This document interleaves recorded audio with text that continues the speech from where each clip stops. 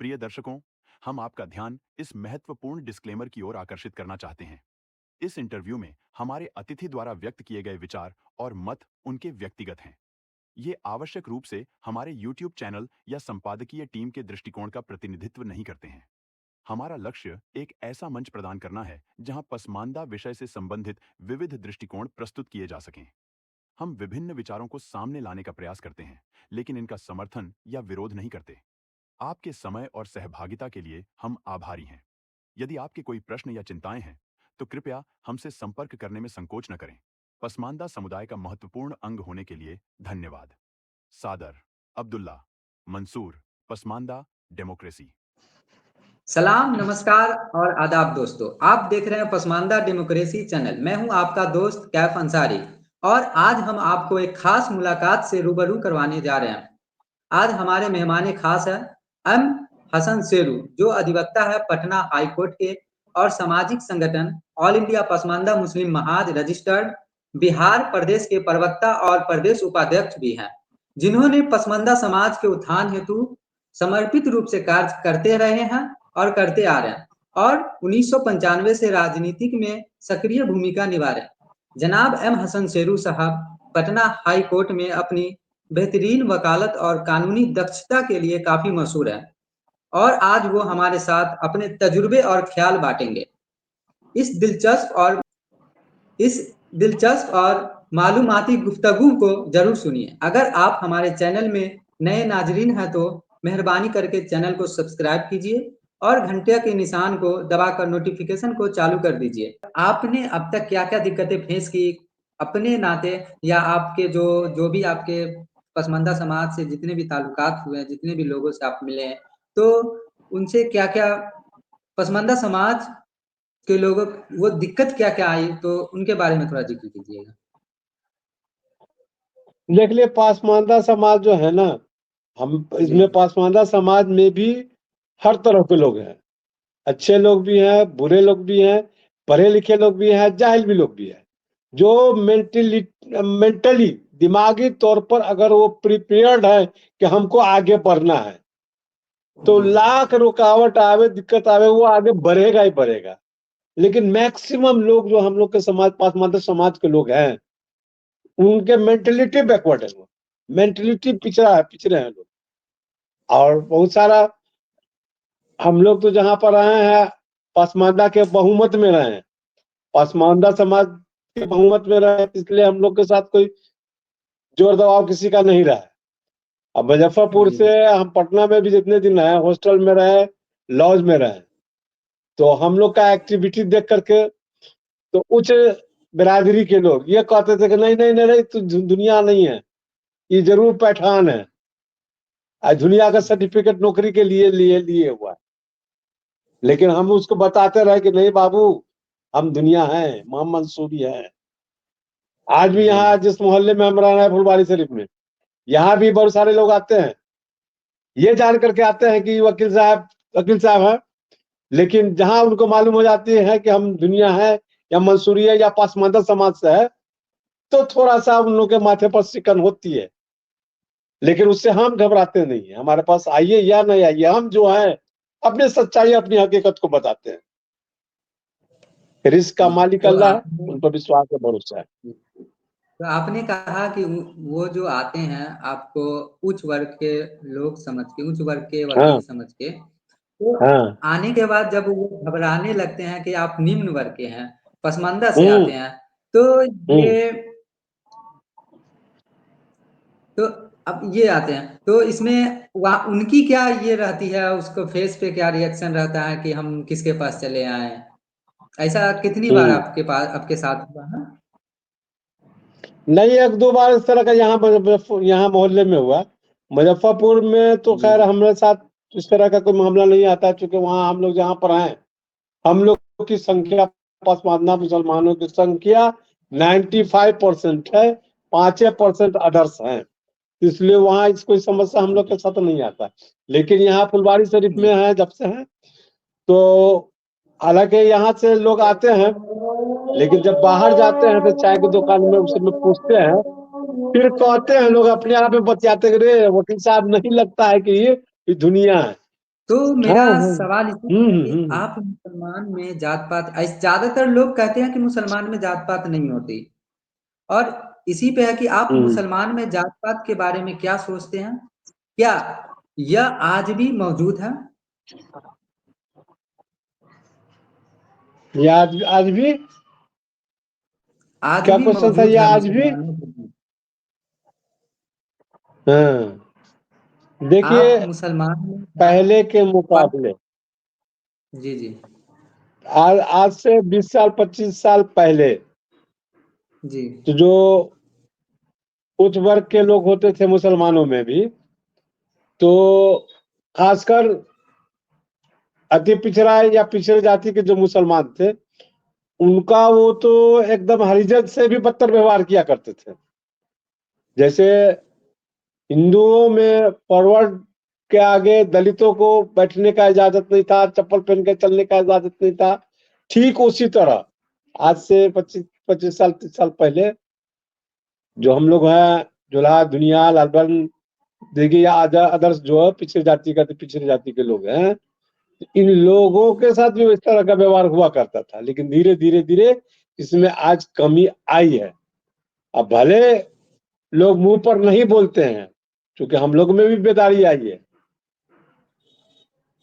और अति पिछड़ा पिछड़ा मुसलमानों में भी बेदारी आई है, हम लोग में भी जागरूकता आई है, और एजुकेशन आया है।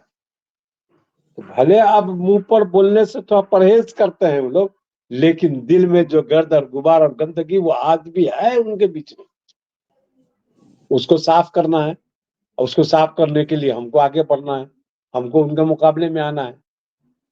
जबकि हमारी आबादी, ठीक है, जिस तरह से अदर का हिंदुओं में, अदर जाति में, इसमें 70 75 80% अति पिछड़ा पिछड़ा दलित है, उसी तरह से हम लोग भी मुसलमानों में 75 80% हम लोग, 85% हम लोग अति पिछड़ा पिछड़ा हैं, 10 15% है।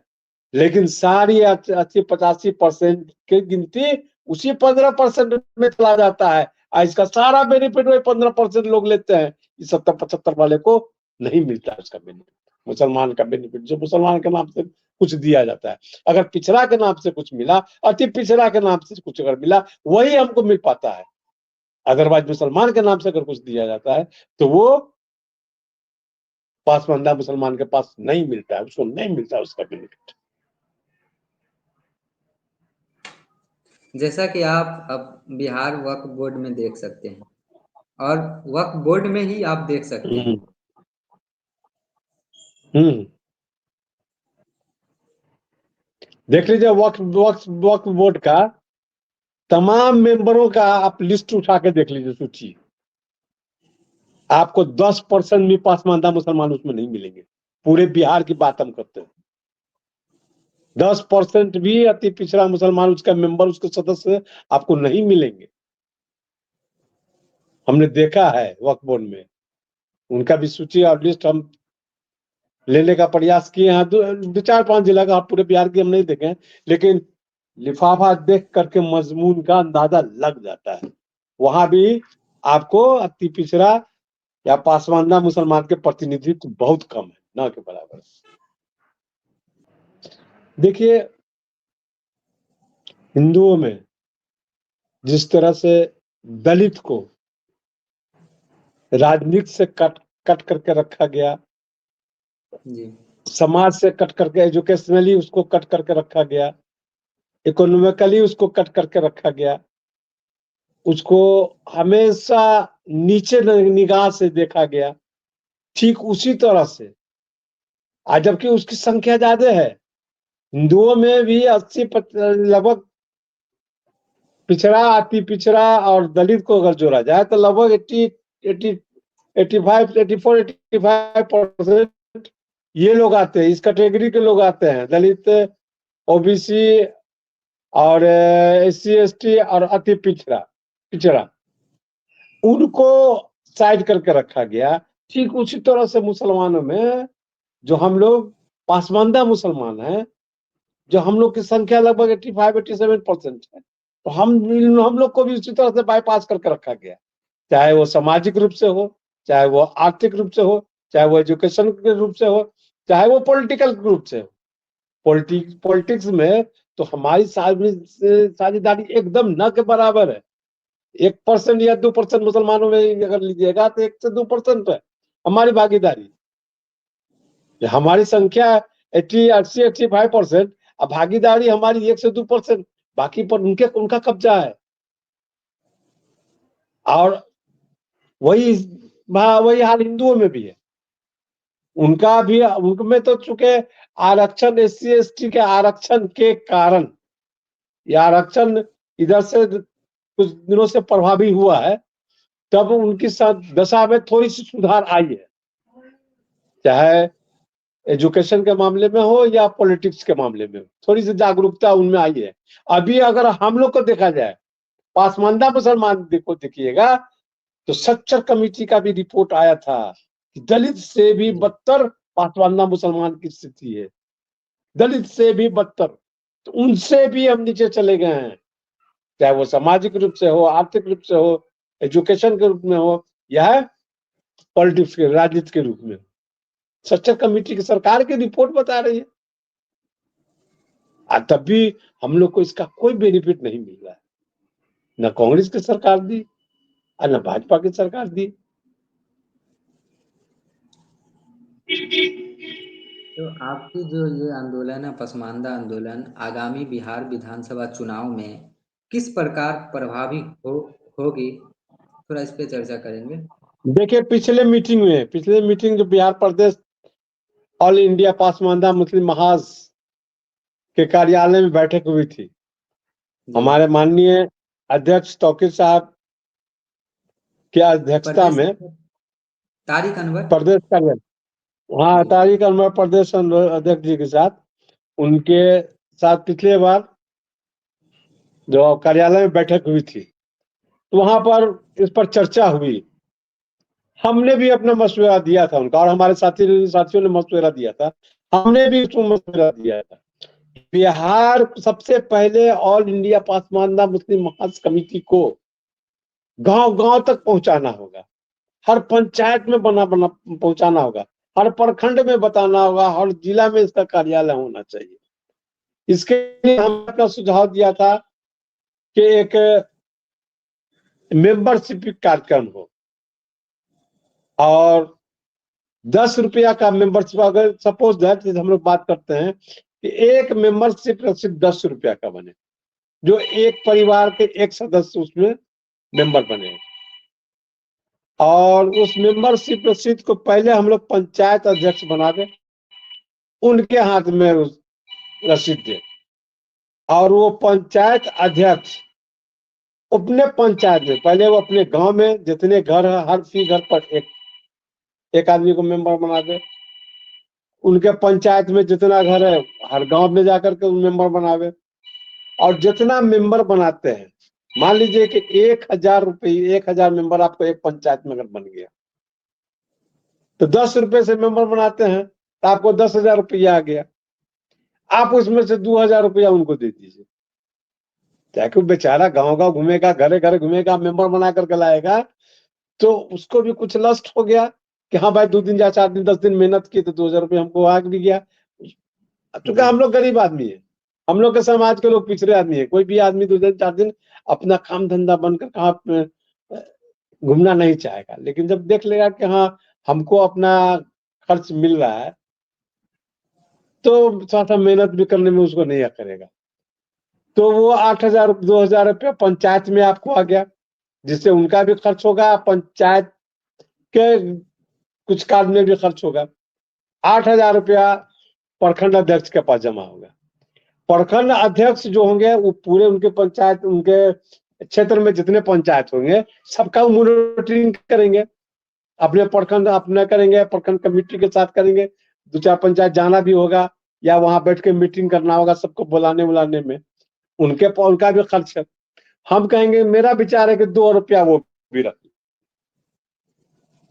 ताकि उस 2 रुपया के खर्च पर पूरे पंचायत का मॉनिटरिंग कर सके, अपने यहाँ बार-बार मीटिंग बुला सके और उसका प्रोग्रेस ले।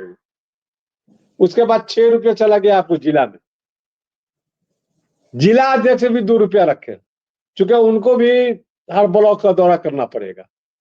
हर पंचायत हर गांव से रिपोर्ट लेना पड़ेगा, अपने यहाँ भी कमेटी बनानी होगी और अपने यहाँ भी मीटिंग रखना होगा बार बार उनको, तो उनको भी खर्च है।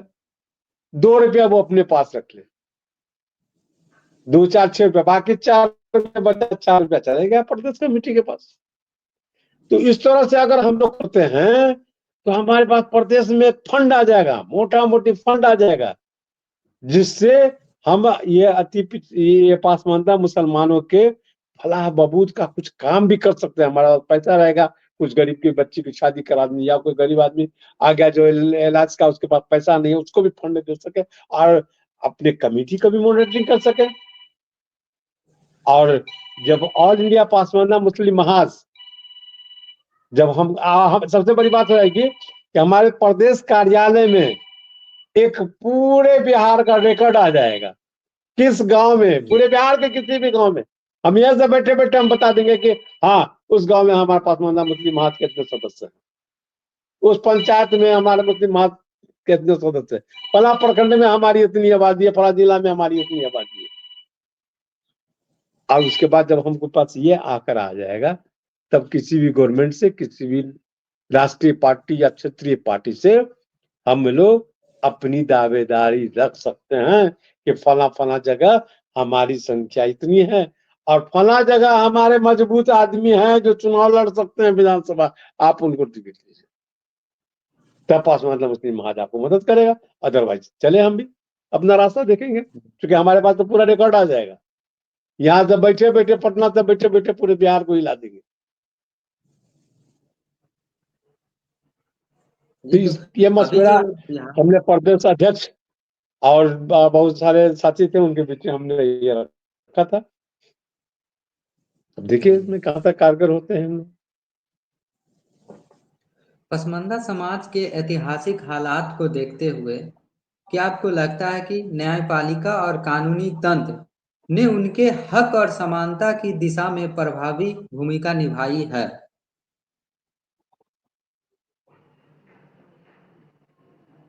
देखिए, पासमानदा मुस्लिम महाज के लिए कोई स्पेशल कोर्ट नहीं बना है। हालांकि गरीब व्यक्तियों के लिए मुफ्त कानूनी सलाह, मुफ्त कानूनी न्याय का व्यवस्था है गरीब लोगों के लिए, चाहे वो किसी वर्ग के लोग, मुसलमान हो, हिंदू हो। लेकिन पासमानदा मुस्लिम महाज करके या पासमानदा मुस्लिमों के लिए स्पेशली कोई फॉर्म अभी तक नहीं बना है जिसका लाभ इसको मिल सके।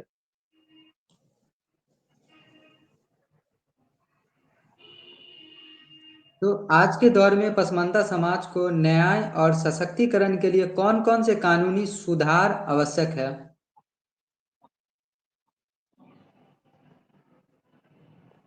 देखिए, सबसे पहले अब दलित का लीजिए, SC ST के लिए स्पेशल कोर्ट है। अगर किसी शेड्यूल कास्ट या किसी शेड्यूल ट्राइब के लोगों को उनके जाति या उनके धर्म के नाम लेकर के अगर आप गाली देते हैं तो आप पर नॉन अवेलेबल सेक्शन में केस हो जाएगा। नॉन अवेलेबल सेक्शन में, उसमें आपको बेल नहीं मिलना है। सिविल कोर्ट तो गोली में देगा ही नहीं, हाई कोर्ट भी नहीं है। हाई कोर्ट में भी जाइए तो बेल के लिए नहीं जाइए, अपील फाइल कीजिए और अपील में बेल का प्रयोग कीजिए। और उसमें भी सुप्रीम कोर्ट का डायरेक्शन है कि बेल देने से पहले या सुनवाई करने से पहले जो पीड़िता है, जो पीड़ित सदस्य है, उसको नोटिस किया जाए, उसको बुलाया जाए और उसकी भी बात सुनने के बाद तब उस आवेदन पर कोई कोर्ट ऑर्डर पास करे। लेकिन पासमानदा मुसलमानों के लिए इस तरह का कोई व्यवस्था नहीं। हम लोग का विचार होगा, अगर ये हमारा संगठन मजबूती से आए तो जो SC ST के लिए है व्यवस्था, शेड्यूल कास्ट शेड्यूल ट्राइब के लिए जो कानून बनाया गया है, हम लोग प्रयास करेंगे उस कानून के दायरे में पासमानदा मुसलमान को भी रखा जाए। इसकी भी लड़ाई हम लोग को लड़ना होगा, इसके लिए भी संघर्ष हम लोग को करना होगा। जी। तो ताकि हम लोग को भी अभी हम लोग को करना है दुनिया ले जुलावा ले लैंग्वेज हुआ, इस पर कोई जी, कार्रवाई जी। नहीं है। अगर उसमें हिंदू किसी हिंदू को कर दीजिए चमरवा दुसदबा या कुछ कर दीजिए तो आप पर केस हो जाएगा।